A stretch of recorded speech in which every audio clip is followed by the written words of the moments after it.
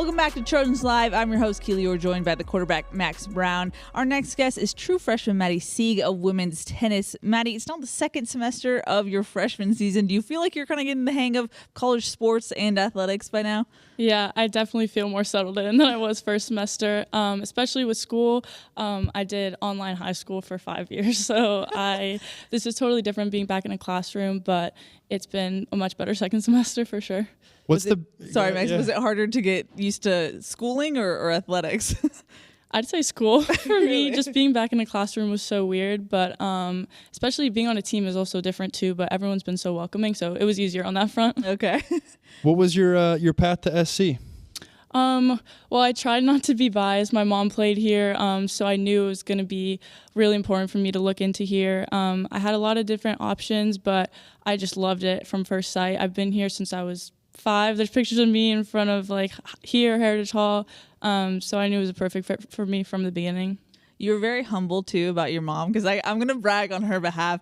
She's a 5-time All-American and helped USC win 2 national championships for women's tennis. Was there pressure for you to come to USC or to live up to her legacy?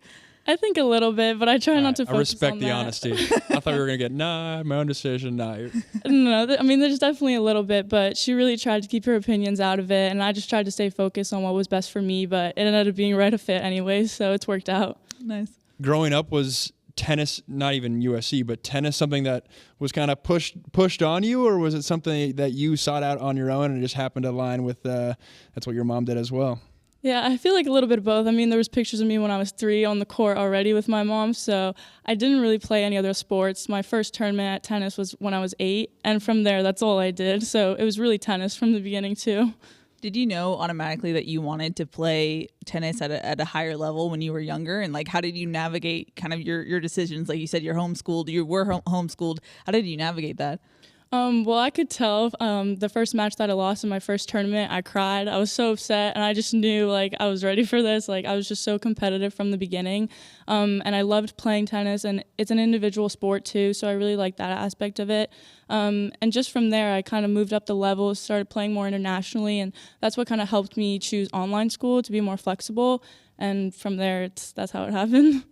Hey, you mentioned tennis being an individual sport, and as someone who was a team sport guy, I was always kind of envious a little bit of tennis and golfers as well. Do you ever envy the other way of, I wish I was, I know you're in a team sport now to a certain degree, but it's different than like a basketball or soccer or football or something like that. Did you ever envy that growing up or now at all?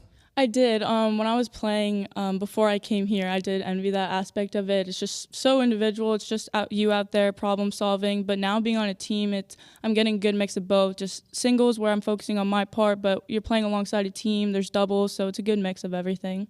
Now, your doubles partner is senior Aaron Caetano, right? How does a freshman end up with a senior in that sense? I think we've just had a really good connection from the start. We've played doubles together before at pro tournaments before I started here. I've known her for such a long time, and she's just so great, and she's my favorite person ever, so it's just worked out. And you're not biased. She's listening to this interview, but... She is listening, but I'd say it even if she was across the world. Okay. I was a football basketball guy growing up, and a couple weeks ago I watched the Netflix doc, or especially Breakpoint, which... Mm-hmm.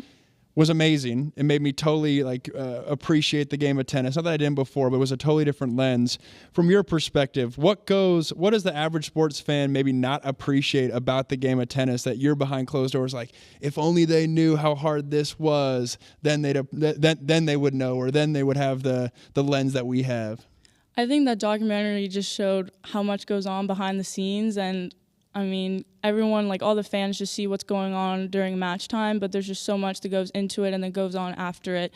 You have to warm up, you have to eat properly, you have to sleep, all your dedication goes into your sport, and I think people sometimes lose track of that through results, but it's really a process, and that's what I've gotten to learn as I've gotten older too.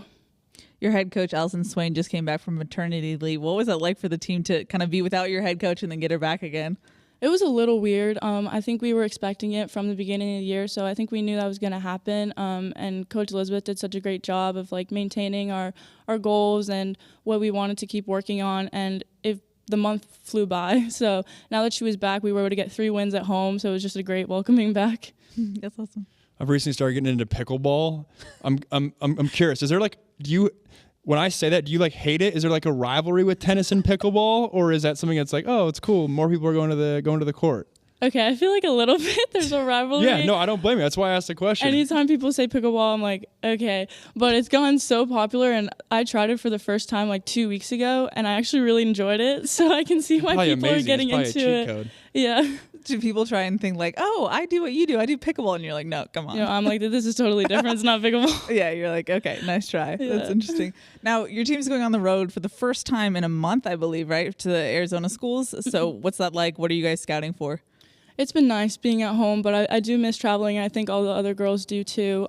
It's different playing somewhere else, different conditionings all the time, and we just go into that knowing it's going to be a challenge and look forward to it.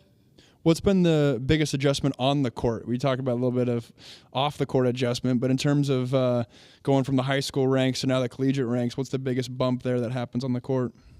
I think every level is different, and I just try to really stay disciplined and focused and what I'm trying to work on. So it helps me just maintain like a goal and a perspective of, oh, this is getting better, this I need to work on. And it's definitely, as you move up, it gets harder and harder. But what did you expect for yourself during your freshman season, and how does it compare to how this year's gone? I had high expectations for myself. I know what I can do, but I mean, what I've proven this season, I'm just really proud of myself, and it's been such a fun journey through the fall and through the spring. Getting those dual matches in, I couldn't have asked for anything better. Outside of tennis, I know you're locked in on tennis all the time, but outside of that, what passions or pursuits do you have? I just love hanging out with my friends, like especially the second semester was better than first because we found so many more places to go to, like the beach, go shopping, just so many more extra things off the court that are fun to do just to relax. Yeah, you get your sea legs the second semester. You kind of know the spots to go. So true. Well, Maddy, thank you for the time and good luck on the road this weekend.